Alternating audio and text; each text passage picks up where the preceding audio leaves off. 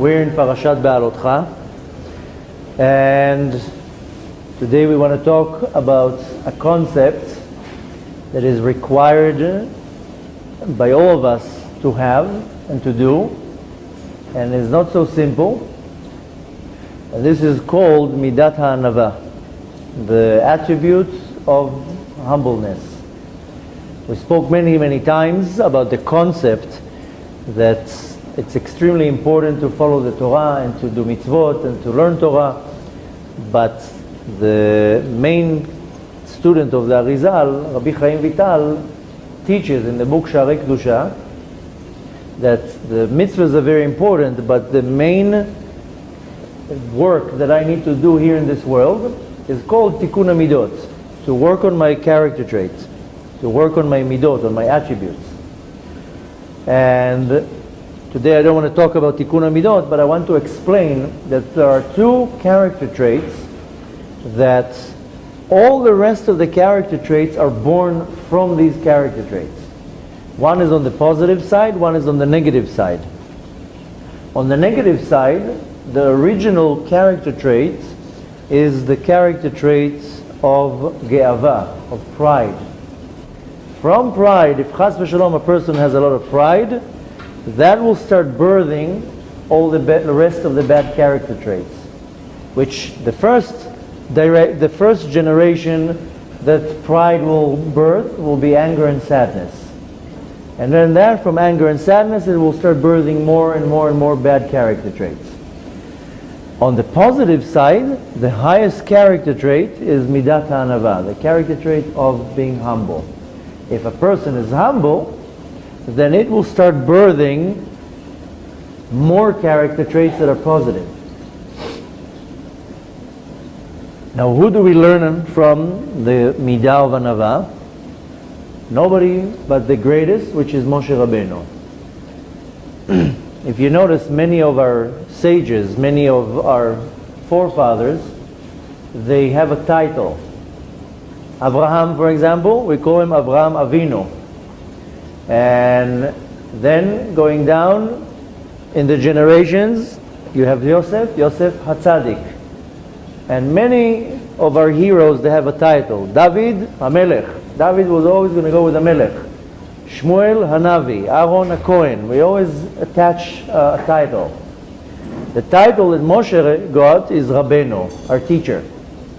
And he was known to be the most humble person ever existed. And this is the parasha where it's mentioned. Moshe Rabbeinu does not have any descriptions in the Torah. He's not described as a hero, he's not described as a powerful man, he's not described as a wise man. There's no descriptions on him. The only time that there's a description on Moshe, that he says on himself that he stutters. That's the only description we find on him. And there's one description that is mentioned, that Ish Mitzri, Egyptian man, which our sages learned from that maybe means that he had a darker complexion. He was a Sephardi. You know, the Sfardis say no, he was Sephardi. He was Mitzri, from Egypt. But we don't find any description on Moshe Rabbeinu. Only one description is that he was humble. Now, what do we want to learn from that? What is that got to do with me? But besides that, I have to be humble, which that in itself is a 3-month course, how to bring myself to humility, that I'm humble, I mean, not even 1% compared to Moshe Rabbeinu. What we want to talk about today is, should I know the values of myself? Because every individual has certain character traits and talents that are way above somebody else. One person is going to be extremely talented in the music department, an amazing musician. Another one is an artist. Another one is an amazing cook. Another one is an amazing teacher, educator. Every person has a talent. There's no such a thing that a person does not have a talent. And a character trait that is very positive. One person can be extremely smart, but very stingy. Or a person can be very charitable, but gets upset very fast. There's always going to be some negative and some positive. The point is that there's no such a thing that there's a person that doesn't have a talent. Now when I have a talent, or two or three, should I be aware of my talent and my power? Or should I totally disregard it and humble myself? Because if I know that I'm amazing in something, that's not going to bring me to be humble. That's just going to bring me to be, I'm the best in the nation. So, how does a person need to relate to himself? Do you need to recognize your talent or your positive character traits and be very strong about it, and which will chas v'shalom bring you to be proud about it, or to show off? Or one should say, no, you know what, I'm an amazing chef, but there must be other chefs that are much better than me. So, this is one thing that we want to talk about, because the Torah teaches me that I have to be humble. Not only that it teaches me that I have to be humble, if I'm not humble, meaning if you're looking at the two character traits, the two midot that are dominating in the positive and the negative side, if I am not humble, then what will be the result? That the pride will go up, the geava. That's nature. So if I want the pride to go down, then I need the humbleness to rise. This is how I balance it. If a person comes to me and tells me I have a problem with anger, or I have a problem with sadness, then after a quick analogy of their nutrition and their surrounding, it will go to the question, how much geava do you have? If you have a lot of geava, a lot of pride, most likely that's what births your anger or your sadness. Because if somebody comes and says something to me and I get hurt, it means that he stepped on my pride. That's very simple. So I get hurt and I get angry. And then from anger it will start birthing more character traits. So one way of balancing it is working on your humbleness. People that they have a lot of problems with anger, assuming that they're not drinking 17 cups of coffee every day and their diet is extremely unhealthy and they're sitting next to a router that radiates all day long and it annoys them and many other things that will cause them to be angry, then one option where they get angry is that the midah of the Anava is very little and there's too much pride. So they get angry very fast or sad. So in order to have a very good balance, the Torah doesn't only tell me that I have to be humble, it teaches me that the way for me to work on my midot is nourishing the midah of Anava. So first we have to understand where am I holding here? How much Anava should I have when I know I'm very good at something? Should I recognize that I'm good at something? Or I should be a shmate and say, no, I'm the worst at everything and everybody's better than me? And because if I acknowledge the fact that I'm good in something, that will right away start pumping the ego.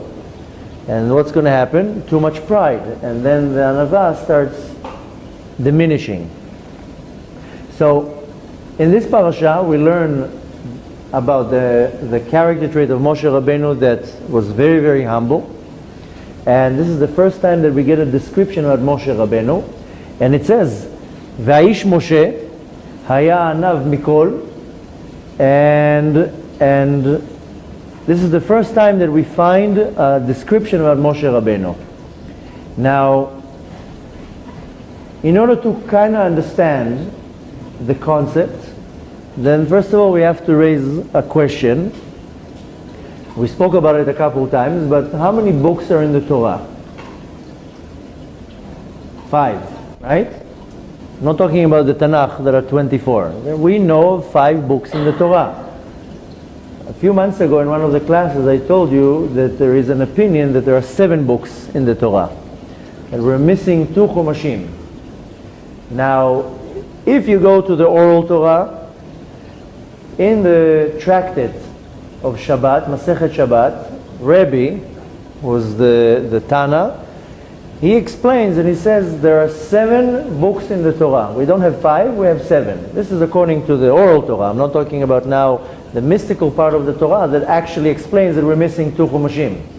And when Mashiach is going to come very soon, we will get another 2 books. We're missing a lot of information. in the entire Torah, we're missing a lot of information. Even in the oral Torah, we know we have 6 tractates of the Mishnah, not tractates, the Sidrei Mishnah, and really we have 600. So we're missing 594. Not the tractates, the Sdarim.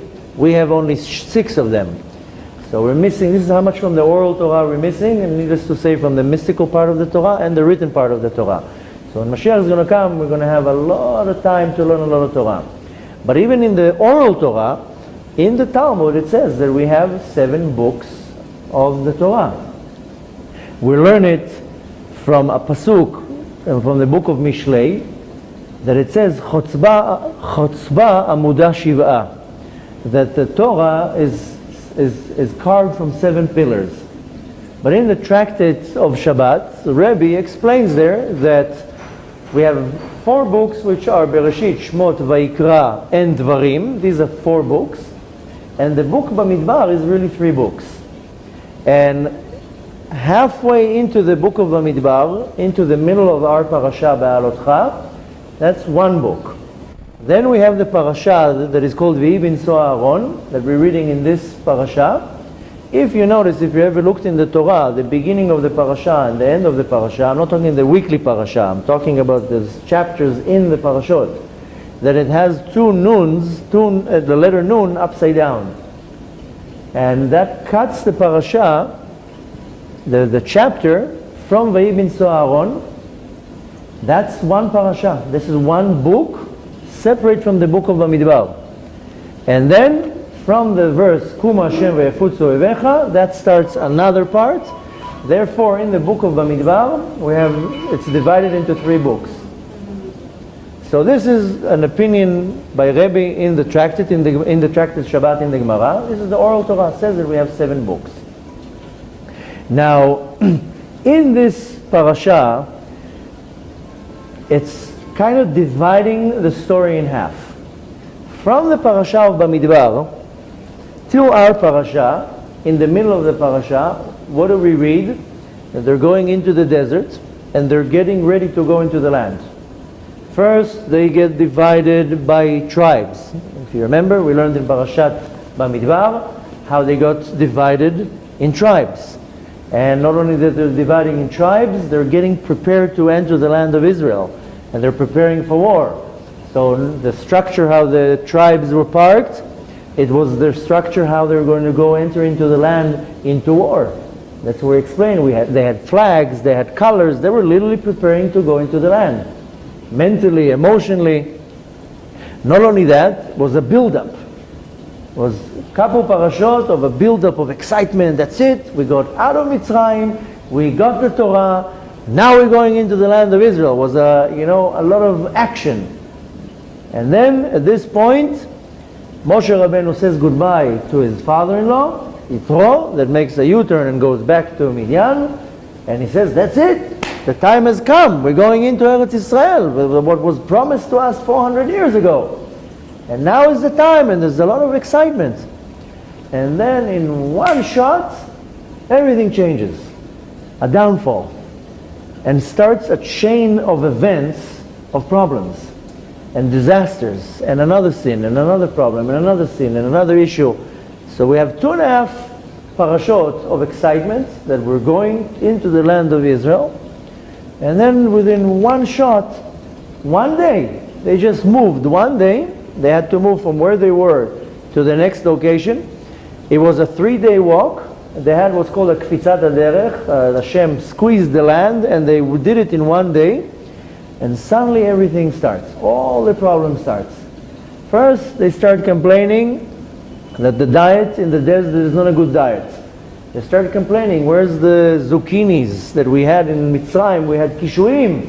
And the fish, we had free fish. Now what are you giving us here? Starts all the complaints. After that, they start complaining, we want meat. This is not good, we want to chew meat. Okay, Hashem gives them meat. Doesn't matter, all the meat gets stuck in their teeth, but they're complaining. Then even a bigger disaster. Miriam talks Lashon Hara about Moshe Rabbeinu. This is unheard of. Talking Lashon Hara about the leader. And then another disaster. The Meraglim, the spies, they go into Israel, they make a U-turn, we don't want to go. Then Korach, a disagreement with Moshe Rabbeinu, one after the other, disasters. In one day, after this unbelievable excitement of going into Israel, everybody's united, everybody's together, we got the Torah, we're 1 second everything crushes in front of our eyes. And the result from that, of course, Hashem gets upset and we're punished to be stuck in the desert now for 40 years. And what makes this change? Suddenly, disaster, a crisis, literally crisis one after the other. There's a story that I heard not too long ago. I met a Chabad rabbi who once had a person in his congregation, and was a very special Jew who used to come and pray. And one day he tells the rabbi, listen, I have something to tell you which I'm sure you're not going to like, but listen, I was hiding it from you for a long time, but I can't hide it anymore. And in a few months I'm getting married to a lady. And the rabbi's like, of course, ooh, this is good news. He's like, well, it's not for you because the lady is not Jewish. And I didn't want to tell you that because I knew you were going to try to convince me to separate from her, and I actually want you to come to the wedding. You're my rabbi and I like coming here, and I didn't want to tell you because I thought, I didn't know what you're going to tell me. Long story short, the rabbi tells him, listen, you're right, I am not happy about it. I don't know what to tell you. So I have a suggestion, I'm not going to tell you anything. In a few weeks I'm flying to New York because it's the time where all the Chabad emissaries meet. And I want you to come with me, and I want you to go to the Lubavitcher Rebbe and ask him yourself, tell him yourself that you're about to marry a non-Jewish girl. He says, you think I'm going to fly now to New York to talk to your rabbi, to tell him that I'm marrying a non-Jewish girl? If you're not happy, he's going to be double not happy. Well, what is he going to tell me? He says, listen, what are you going to lose? Listen, go just hear what he has to say. Okay, worst case, you had a trip to New York.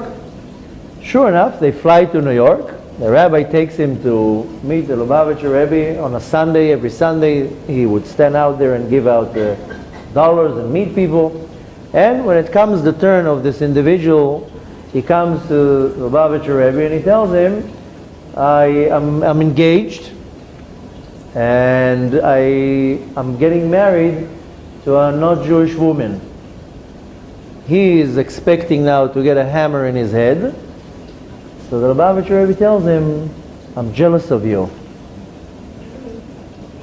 Jealous of me? Why are you jealous? The Lubavitcher Rebbe tells him, because you were given a ladder by Hashem to come close to Hashem. Now, what's going to be the result? You choose. You choose whether to climb this ladder and get close to Hashem or not. And I'm jealous of you because I don't have this ladder. I don't have a Yetzer Hara. I don't have the problem that I need to deal with. I don't have now something that I have to overcome. You have it. Now what will be your decision? That's your decision. If you choose to climb the ladder that Hashem gave you, you will go closer to Hashem. And if you choose not to climb this ladder, then you're not going to be closer to Hashem like you could have. Not an answer he was expecting to hear. And sure enough, he went home, and after a couple of weeks, he called off the wedding. The point is that the way to get connected to Hashem is through struggles. And a lot of people have a problem with that. This is the Torah. I need to struggle and suffer to get close to Hashem? Yes, because Hashem wants you to earn it. He doesn't want to give it to you. Before the world was created, it says in the Zohar that the souls were sitting around God and marveling the wisdom and enjoying, getting benefit, enjoying the wisdom of Hashem. And at some point they felt very uncomfortable and they told Hashem, listen, all we do is you give us and you give us and you give us. We feel very embarrassed. We want to give something to you. The Zohar calls it bread of shame, nehama deksufa.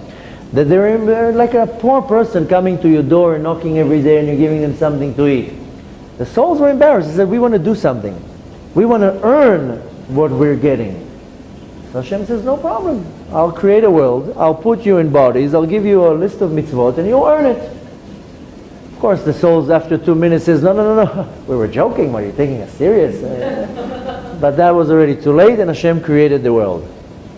The point is that Hashem says, I want you to earn the closeness to me. I want you to work hard so you will be the owner of your hard work, not just to give it to you. It's very easy for a parent to give something to their child, and the child will grow up a spoiled child.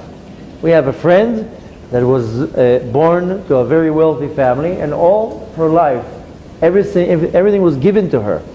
She's now in her 40s, she can't function even. She's dependent on her father. And she doesn't know how to hold a job. She doesn't know how to do anything.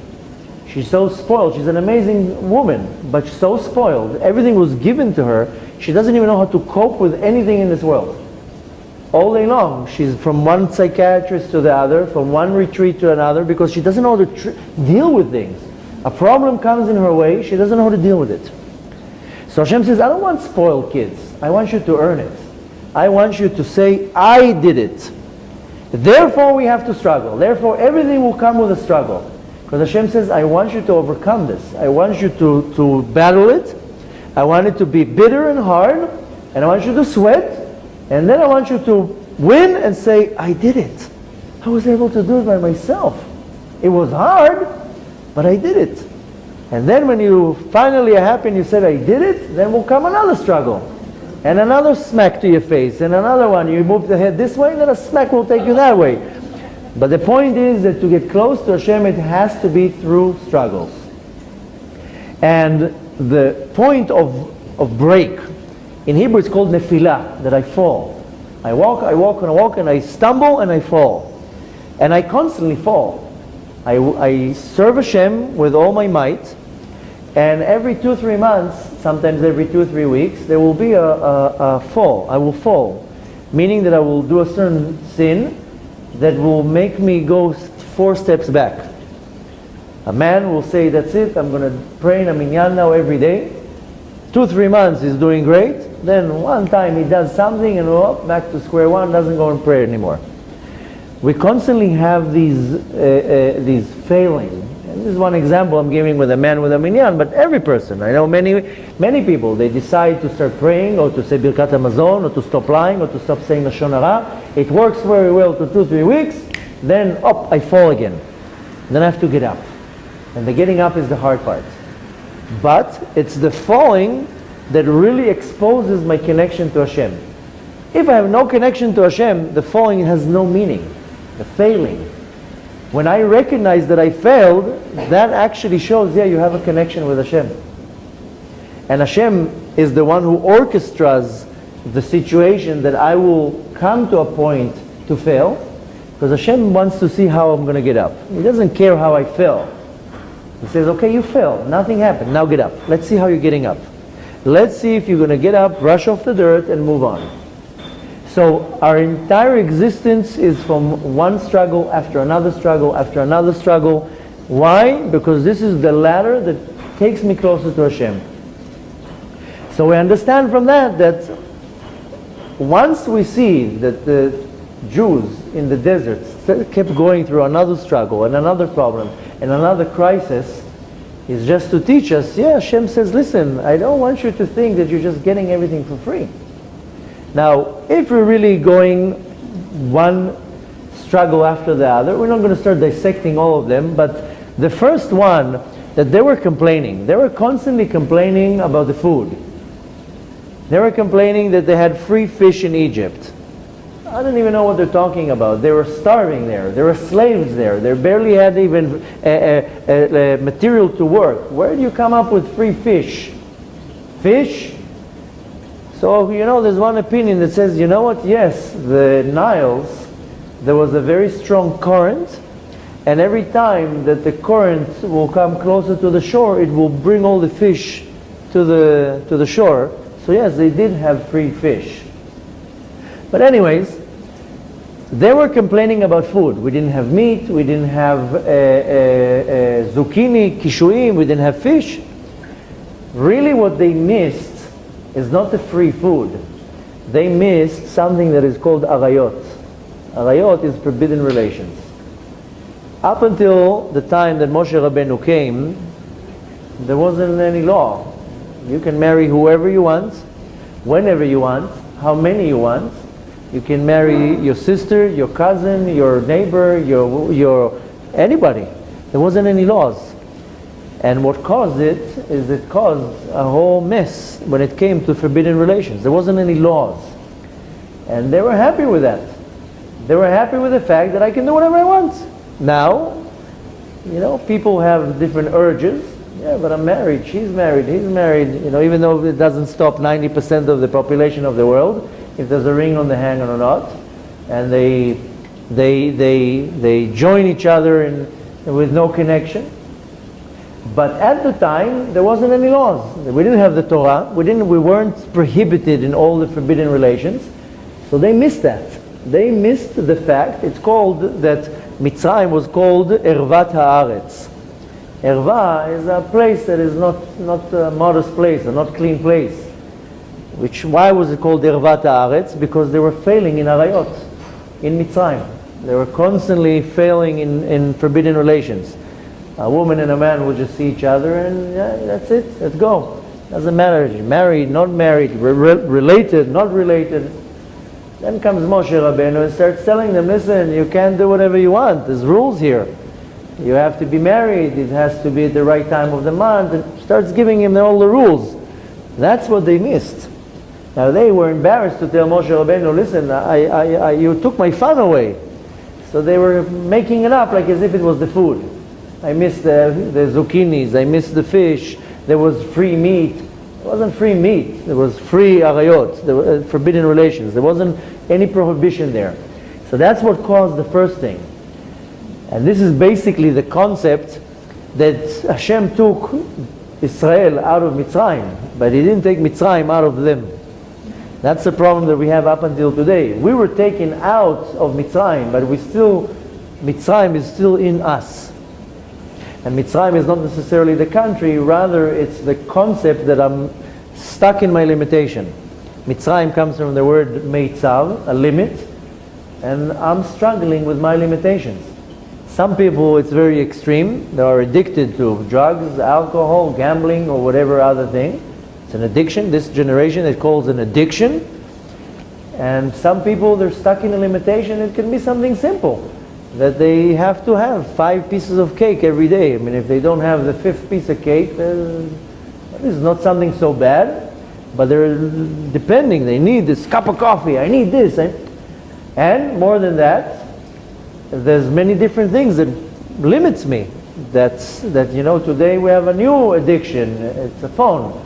If somebody doesn't have their phone next to them for more than 3 seconds, they lose balance. Oh my gosh, I forgot my phone at home. I'm not going to be able to check my email for the next 3 minutes. So we are also struggling with this limitation. So the first problem that they have, they couldn't go out. They went physically out of Mitzrayim, but their mindset was still stuck in Mitzrayim. I want to be free. I want to do whatever I want. Why do I need to be so limited? Then comes a different problem, is that at some point, Moshe Rabbeinu, he cracked. He was like, you know what? I quit.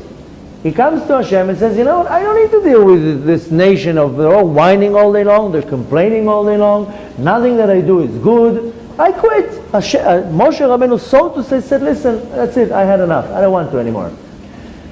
So Hashem says, okay, I understand, and I will give you 70 people that will be your assistants, and that will make your job much, much easier. So they take 6 people out of every tribe, forming a group of 70 men. These are called the Shiv'im Zkenim. And Moshe Rabbeinu gives them some Ruach HaKodesh, and they get the power of Nevuah, Nevuah of prophecy, in a very minor way. But these selected men, they get some type of a Ruach, a spirit from Moshe Rabbeinu that allows them to be in a much higher level.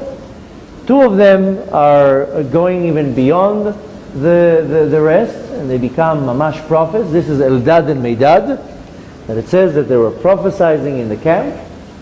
And now what happens? You have 70 prophets that just got, so to say, upgraded. They got a promotion. Moshe Rabbeinu gave them a little bit of Ruach HaKodesh, and they became prophets. Now, as all this scene is happening, 2 ladies are standing on the side and they're talking. One of them is Miriam, and the other one is Tzipora. And Tzipora starts laughing and says, they think they solved the problem. Now, these 70 men are going to have to divorce their wives. Miriam says, what are you talking about? So Tzipora says, yes, now these men are prophets. Since they're prophets, they're going to have to separate from their wife. Miriam says, are you hinting that you and Moshe are not together? Tzipora says, we're divorced.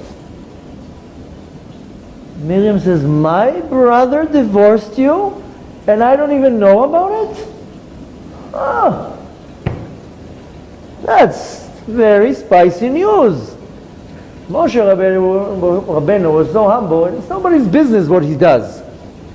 The reality is that Moshe Rabbeinu had to separate from his wife. In order for a prophet to have the power of prophecy, he can't be with his wife. At some point, it says that Moshe Rabbeinu actually gave Tzipora a get. He actually divorced her. In the beginning, he separated from her. Now, what's going to happen? Every time that Hashem wants to talk to him, he's going to have to separate 3 days, go to the mikveh, get clean. Hashem says, listen, I'm talking to you here on demand. You have to be separated from your wife. That's it.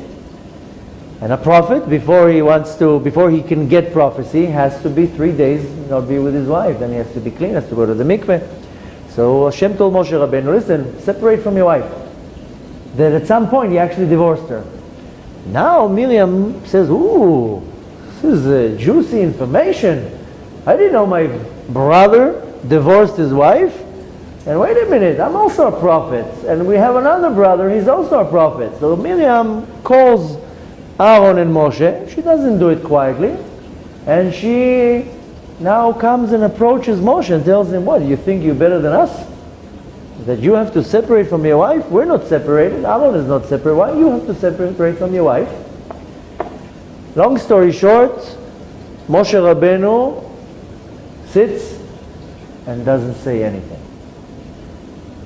Miriam comes now and, so to say, attacks him, and she puts him on the spot, and she's waiting for an answer.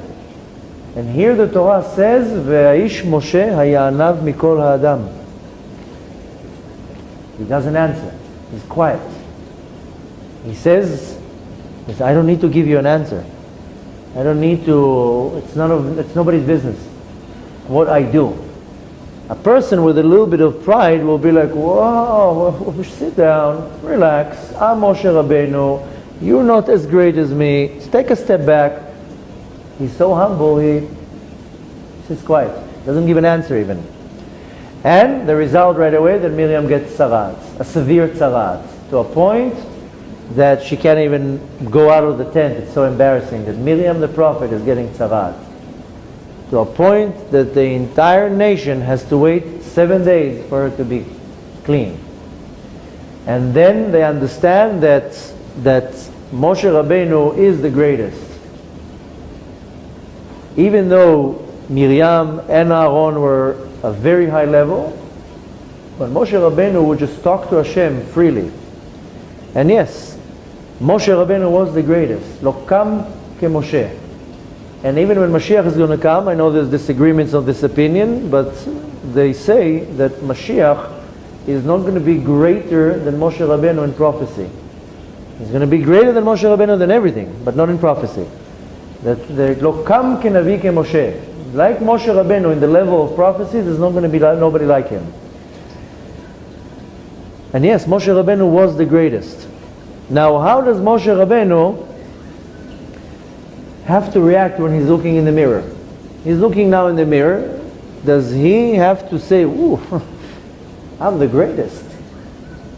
What would it arouse in him if he says in the mirror, I'm the greatest? And he knows he's the greatest.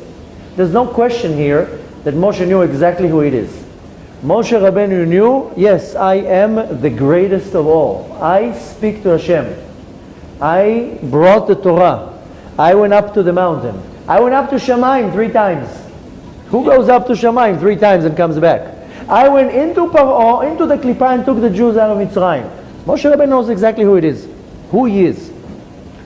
Now, the Gemara in Masechet Chulin says there are 3 people in our history that are humble.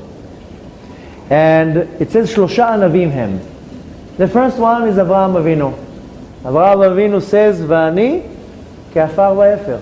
I am like the ash and the dust of the ground. The next one is David HaMelech that says, Anochi tolat velo ish. I am a worm. I'm not even a human being.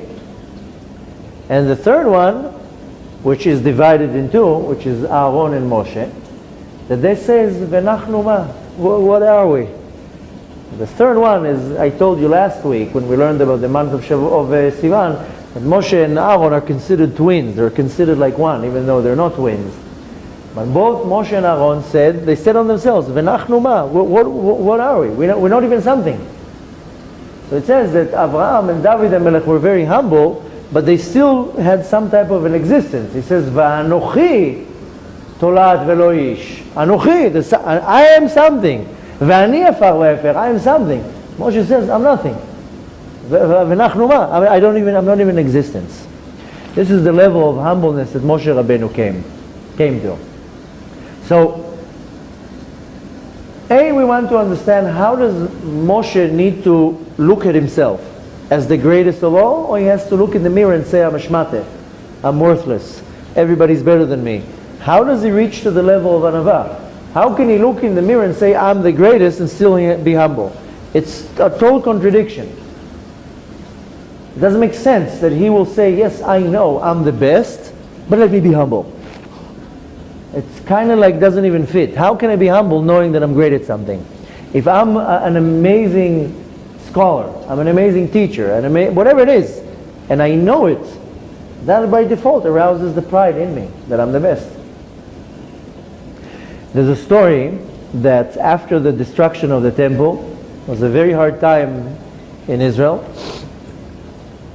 Everybody lost their fortune, there wasn't having money there, and there's a story that Yochanan ben Zakkai was walking with his students, and as they're walking, they see from far away a woman that is picking up the droppings of an animal, cleaning, that's her job. And they're looking at her and feeling bad, a Jewish woman should not be working like that. And then Yochanan looks at her, Yochanan ben Zakkai, and says, what? You know who this lady is? Oy va'avoy, this is the daughter of Nakdimon ben Gurion, the most richest man in the generation. There were 3 very wealthy people. He was one of them. The other one was Kalba Savoa, the father-in-law of Rabbi Akiva, the father of Rachel. It says that Nakdimon ben Gurion was so rich that he could feed the entire city of Yerushalayim for 3 years when it was under siege. And that was his daughter. And they couldn't understand how the richest person in the world, and Rabban Yochanan ben Zakkai said, I officiated the wedding of this woman. You know that her father gave an adunya of 1,000,000 dinarim? This is like $5 billion inheritance. And now she's picking up the droppings of an animal. When they asked her, how did you get to this situation? Where's all these millions? And she said, my father was not giving enough charity. He was not giving enough charity? The story says that if he would walk on a carpet, he wouldn't walk on it again. They would take the carpet and donate it to somebody poor. That's how rich he was. That's how much charity he gave. He fed thousands of people. She says, yes, you're right, he did give a lot of charity, but not in the level what he could have. That's the difference. For a person that doesn't have a lot of money to give X amount of money of his fortune, that's one thing. But a person that is worth billions of dollars and is only giving a few millions into charity, the millions, wow, it's a lot of money, but it's nothing compared to his ability. Therefore, he lost his fortune, because he could have given much more than what he had. And he did. He gave a lot, but it was nothing compared to his ability, therefore he lost his fortune.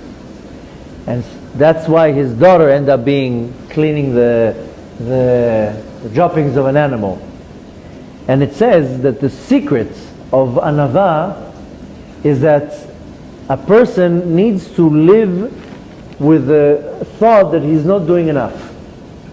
If a person constantly says, I'm not doing enough, I'm not doing enough, I can be better, I can be better, that brings him to be humble.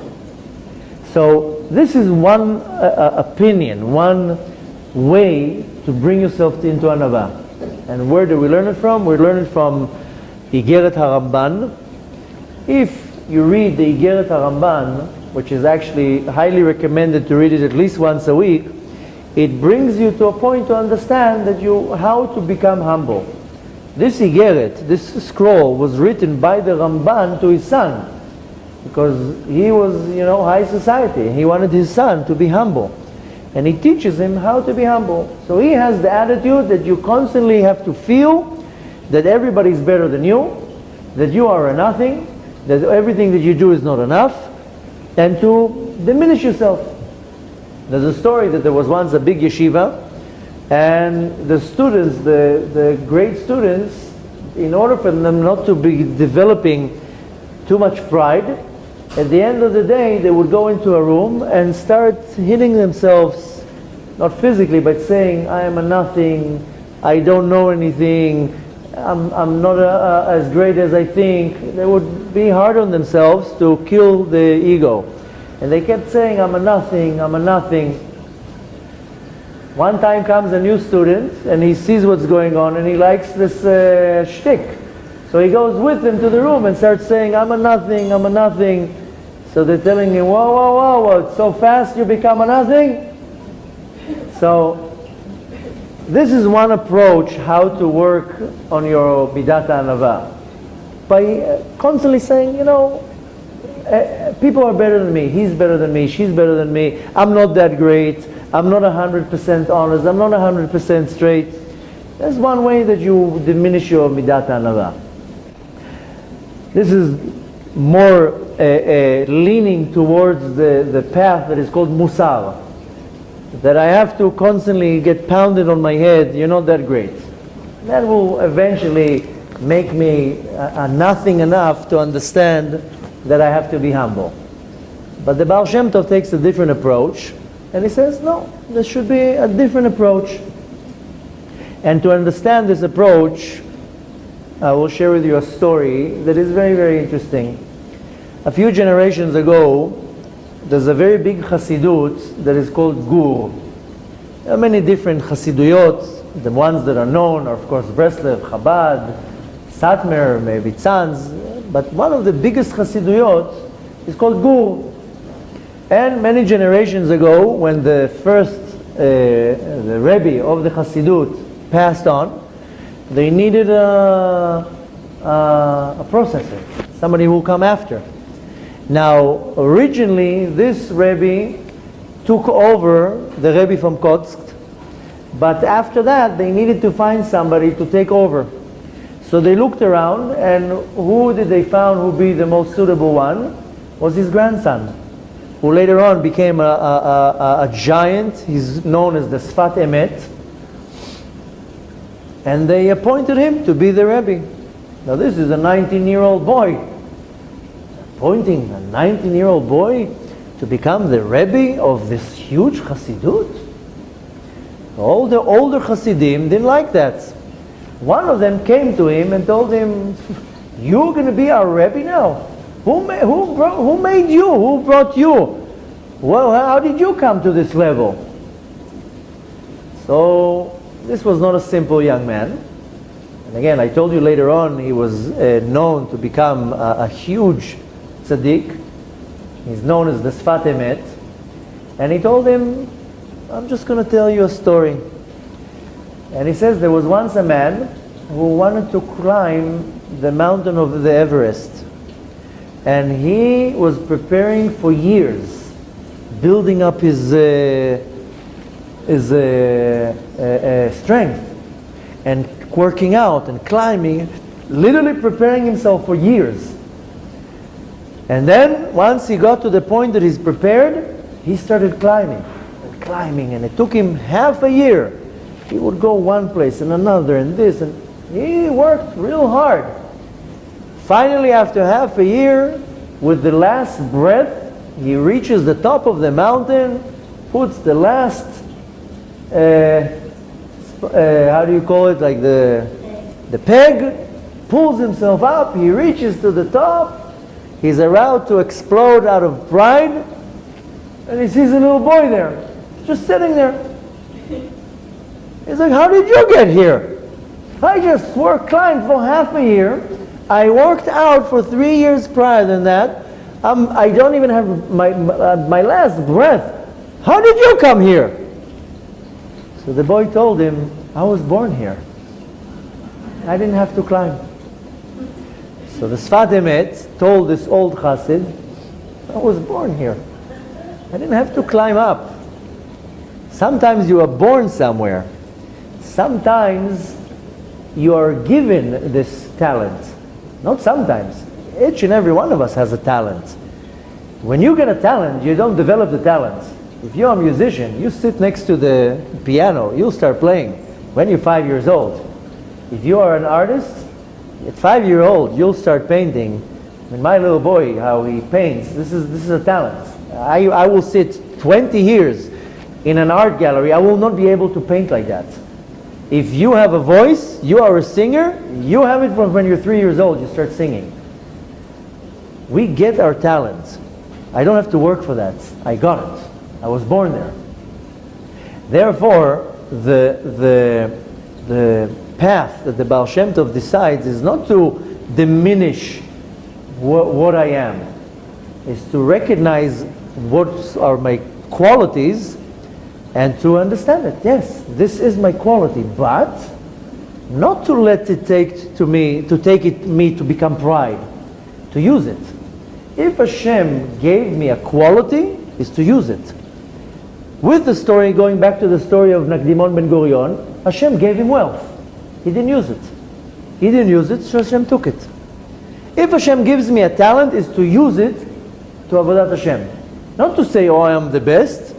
Take this talent and use it. Do something with it. Don't waste it. And the knowledge, the fact that I acknowledge and I know what are my talents, that allows me actually to become humble.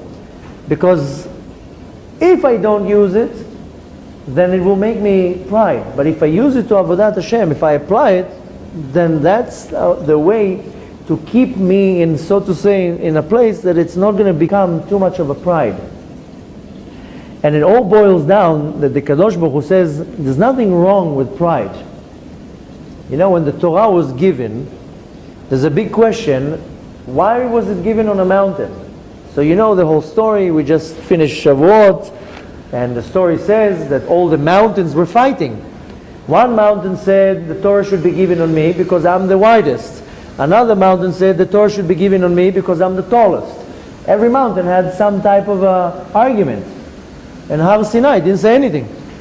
And Hashem says, oh, because he's the smallest, and he didn't say anything, and it's the smallest, it was the most humble, the Torah will be given on the mountain. So comes the different questions. If the Torah is about humility, and Hashem wanted to be humble, he should have given the Torah in a valley, not in a mountain. A mountain represents power and strength, and I'm out there, and I'm above the ground. It should be given in a valley. So the answer is no. Yes, you have to be humble, but it shouldn't take away from your power.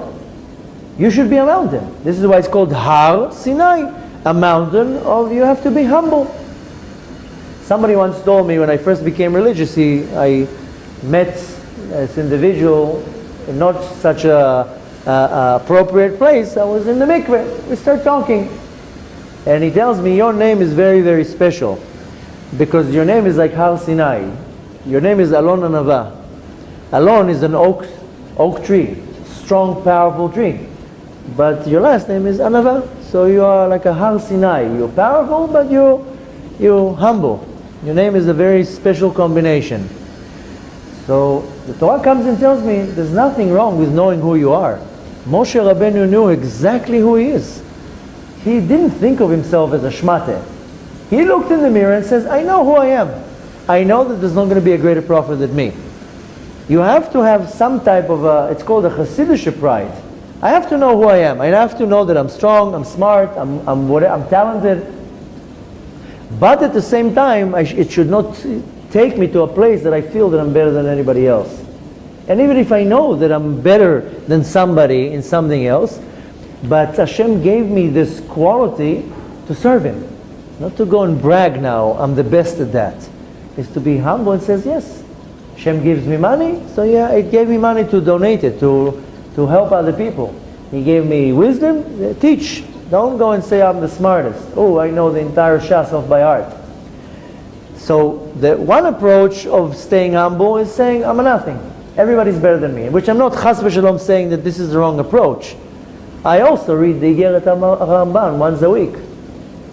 This is what I read once a week on Motzei Shabbat. I got it as a present from a friend of mine when I became religious, and it stuck with me. And in the Igeret Ramban, it says, read this Igeret once a week. It is a powerful approach to know that yes, I might be good in this department. You, and all of you are better than me in many other things. So I'm good at one thing, but doesn't mean I'm better than you. So the approach of kind of making myself a nothing is a good approach, but you also have to have the approach of knowing who you are. You have to know your power. And when you know your power, you know how you have to serve Hashem. Because Hashem says, I'm going to give you a certain talent, you have to serve me with that talent. Don't use it for your own good. Don't use it to make your name greater. Don't use it to pump up your ego. Use it to serve me. And that's where I can take my power and make myself humble by applying it to Avodat Hashem. There was once a story with the Baal Tanya that he had a very special chassid. And his name was Pinchas Reizes. He's very famous. He was a very wealthy individual that he got all his money from his mother-in-law. He got his name because of the mother-in-law. His mother-in-law was named Rosa. And she was wealthy, and she told him, if you go to become a chassid of the Baal Tanya, here's all my money. Give it to him. Do charity with it. Support Torah. So he got the nickname Pinchas Reizes. And one time, he built a home, and he invited the Baal Tanya to come and give a bracha, and he made a Chanukat Bait. He walks in there, he sees a mansion, a palace, rooms, everything made of gold, beautiful rugs, unbelievable palace. And I told him, this is what happened, all these hours of learning Torah and Chassidut, this is what happened. You're bringing me to a palace, you can't live in a 4-bedroom apartment? All your Torah, all your learning, the entire approach of the Hasidic philosophy brought you to build a palace? I'm disappointed. So he wasn't such a simple individual. He told him, no, I don't need this palace.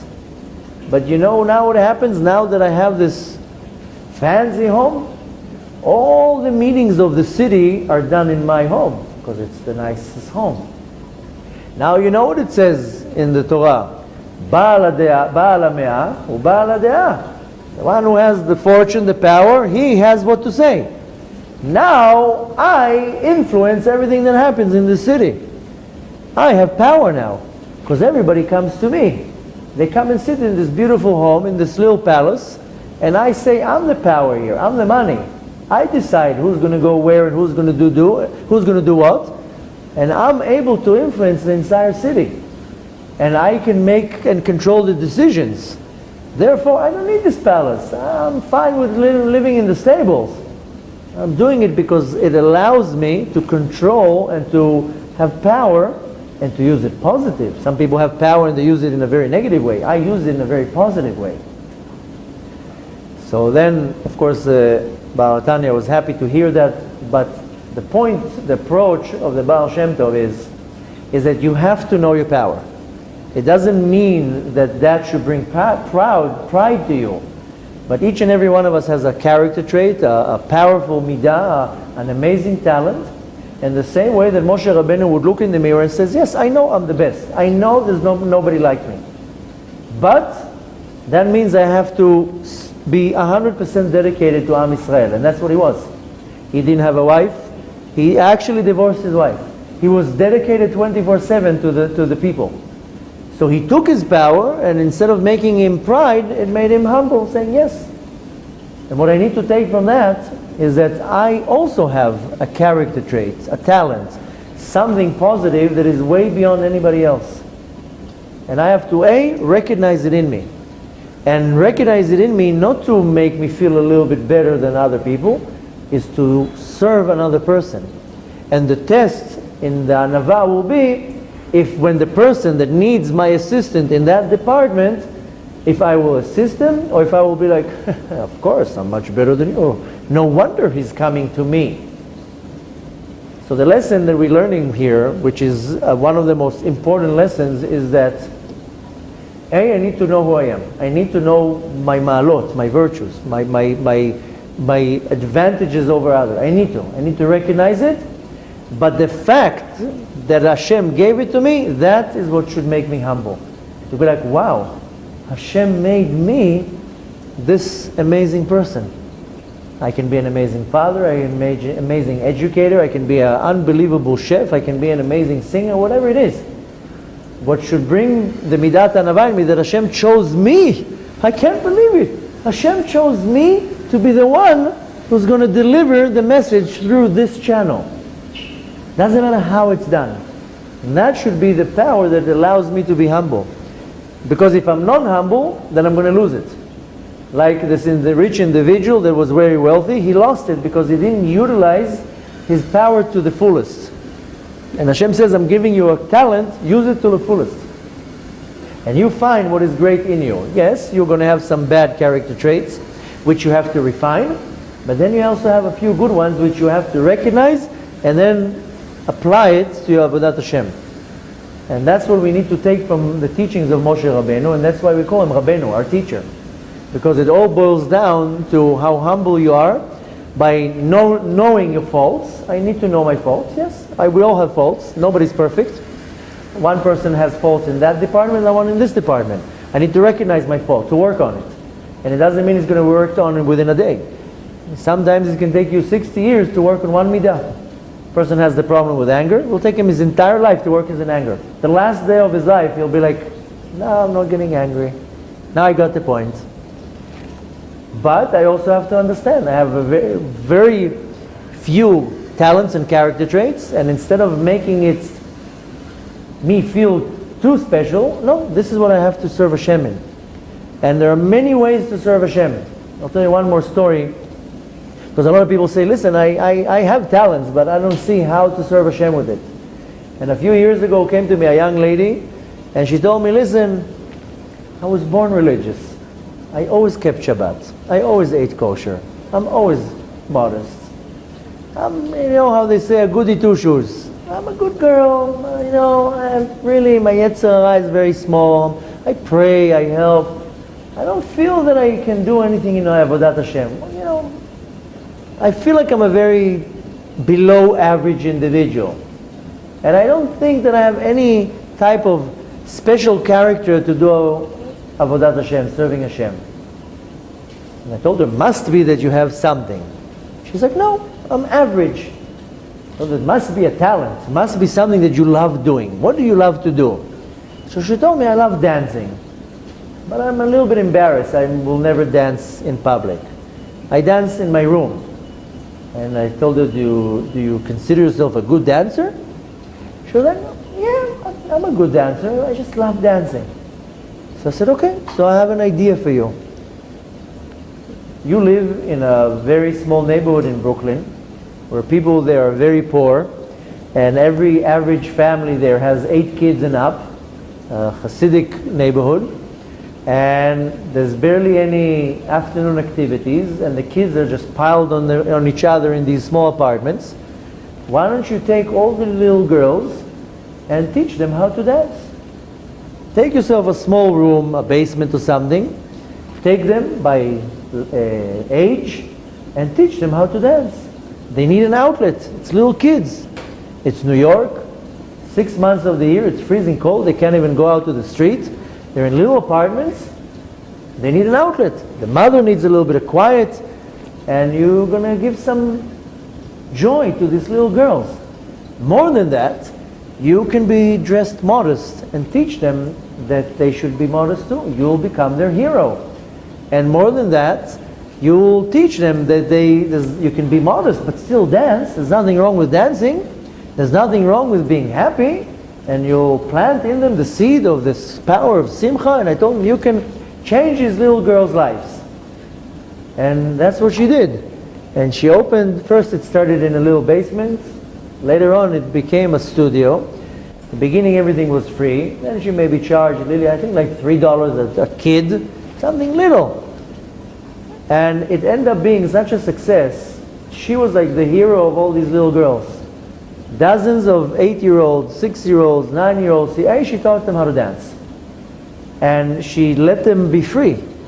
And little girls, they need to be free. They need to jump up and down. They can't be in a box all day long. And she did it in such a special way that she taught them good midot. And even though that you should be free with yourself, but you should be modest, it ended up being an unbelievable success. These little girls looked up to her like she was their hero.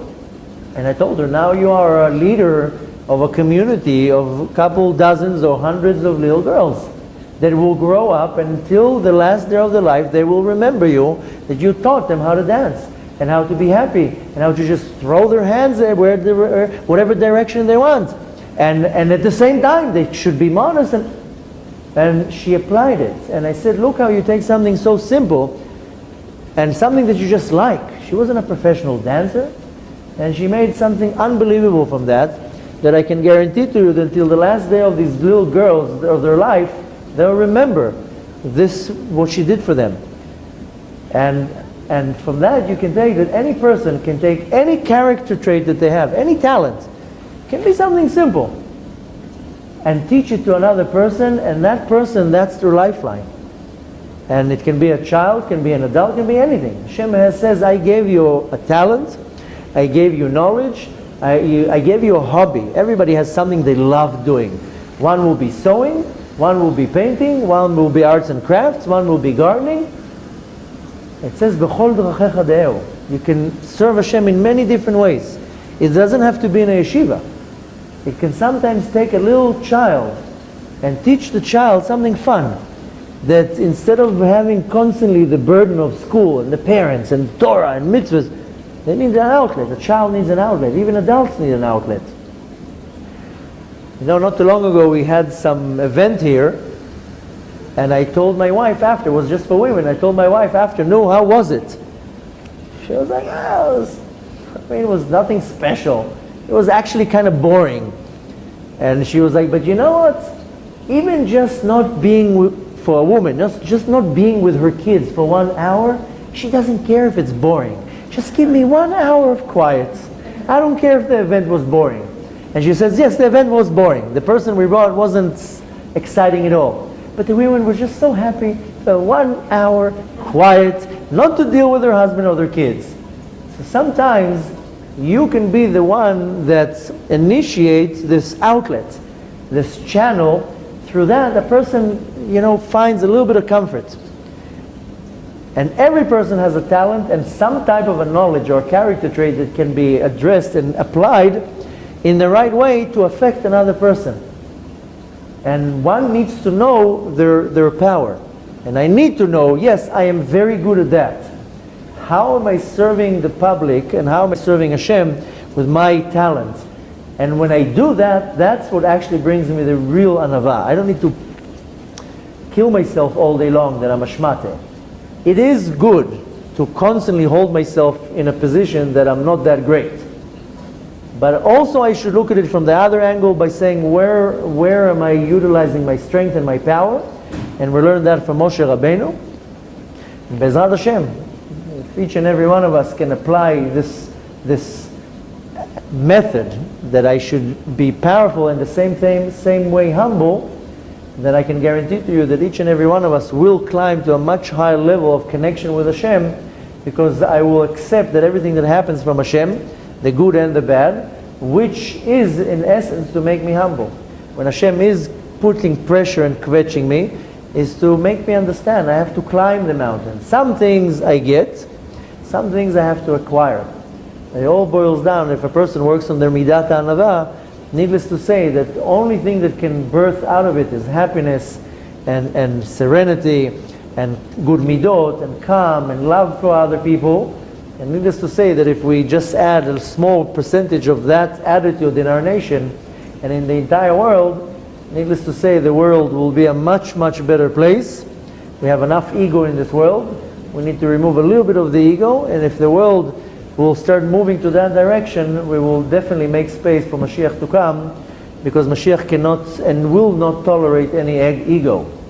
And when a person wants to prepare himself for the coming of Mashiach, one of the many things is to start diminishing the ego and the selfness, this yeshut, because Mashiach is not going to be able to be in the same place when a person has a little bit of an ego. So, Bezrat Hashem, we should learn to reach to that level, that we should all be humble and have the midat anava of Moshe Rabbeinu. And Bezrat Hashem, should have a beautiful, successful, restful week.